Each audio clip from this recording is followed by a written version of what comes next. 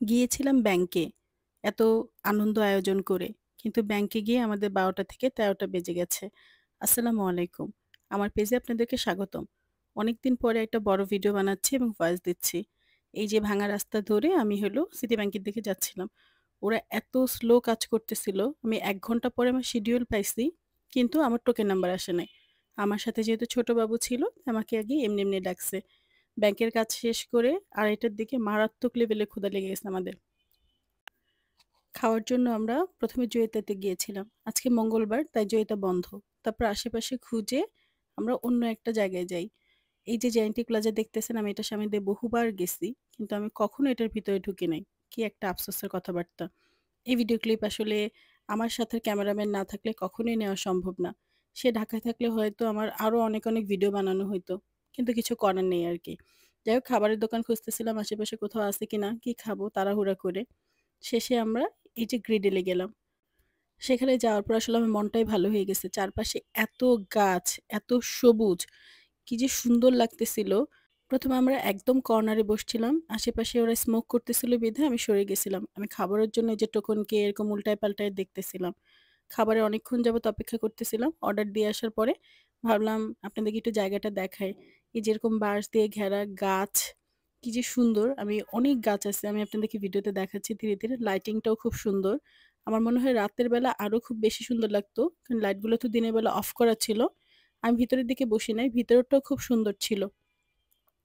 দেখতে, দেখতে আসলে আমার খুবই ক্ষুধা পেয়ে গেছে, কিন্তু কিছু করার নাই। কারণ খাবার আসতে একটু লেট হবে।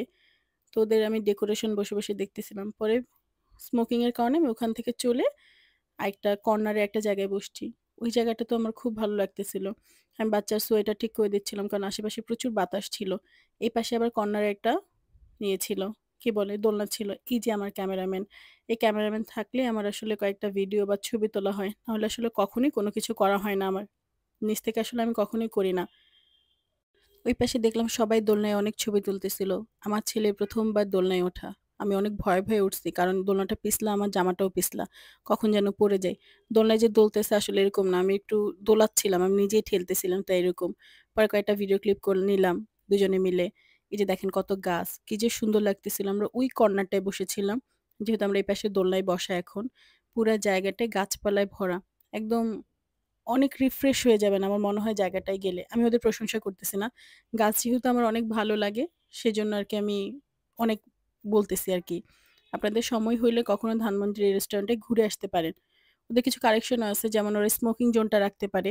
অনেকে বাচ্চা নিয়ে যায়। এটা একটা সমস্যা হইতেই পারে। তো একপাশে করে রাখলে স্মোক করে ফেললে কিন্তু আর ঝামেলাটা নাই। এই গাছগুলো দেখতে আমার সবচেয়ে বেশি ভালো লাগতেছিল। আমার বাসায়ও আছে যদিবা, অনেকগুলো গাছ মরে গেছে। এই গাছটা দেখে আমার মনে হইলো আমার যদি আবার এরকম ওদের মতো গাছ হইতো, এই যে সেই দোলনাটা কি যে সুন্দর। এরপর খাবার আসলো যথারীতি। আমরা ২ টায় ২ রকমের জিনিস অর্ডার করছিলাম। আমার আসলে ঠিক মনে নাই। ২ টাই ফ্রাইড রাইস। ফ্রাইড রাইসের সাথে চিকেন আর একটা কি যেন ছিল। তবে সালাডটা আমার খুব ভালো লাগছে। আর চিকেনের সাথে যেটা ছিল সেটাতে হলো গিয়ে ইয়ে দেওয়া, কি বলে? চিলি ফ্লেক্স দেওয়া, যেটা আমার ঝালের জন্য আমি শেষ। এখন যেহেতু আমার ঝাল খাওয়া কমায় দিছি। ঝুমা আপা ভিডিও করতেছিল আর আমার ক্ষুধার তর্স হয় নাই। তাই আমি হলো গিয়ে খাওয়া শুরু করে দিছি। এই যে তার প্রমাণ। দেখিও নাই সে কখন এই ভিডিও ক্লিপ নিচ্ছে। আমি আরাম করে খাচ্ছিলাম। হঠাৎ তাকায় দেখি সে এরকম একটা ভিডিও ক্লিপ নিচ্ছে। তো আমি খাওয়ার রিভিউ দিচ্ছিলাম আসলে খাবারটা কেমন ছিল। আমার ওদের ইয়েটা অনেক ভালো লাগছে। সালাদটা খুব ভালো লাগছে। আমি জানি আমার পাশের জন্যই সালাদ খাবে না। তাই আমি তার প্লেটের থেকে এরকম সালাদটা তুলে, তুলে নিচ্ছিলাম। এই যে সবগুলো সালাদ নিয়ে নিছি। আমি পুরা আরাম করে খাইছি। খাওয়ার পর পুরা প্লেট খালি হয়ে গেছে আমাদের। আমরা কোনো খাবার নষ্ট করি নাই। আমরা অবশ্য কখনোই খাবার নষ্ট করি না। না হলে যেখানেই যাই শেয়ার করে খাই। খাওয়া শেষ করে মজার ঘটনা, আমি আমার ব্যাগ রেখে চলে গেছি। রিক্সা ঠিক করব, ওই মুহূর্তে আমার ব্যাগের কথা মনে পড়ছে। পরে ঝুমা আপা হলো গিয়ে ব্যাগটা নিয়ে আসছে। তারপর বরাবরের মতো আমরা ভাবলাম যে না একটু বাসায় যাই। কিন্তু যাওয়ার আগে একটু আড়ং এ গেছিলাম। আড়ং থেকে শেষ করে বাসার দিকে যাচ্ছিলাম। এই রাস্তাটা ধরে আমি আজ পর্যন্ত যতবার গেছি ঝুমা আপাকে ততবার আমার তার স্কুলের কাহিনী বলছে। তো আজকের মতো এই পর্যন্ত। আল্লাহ হাফিজ।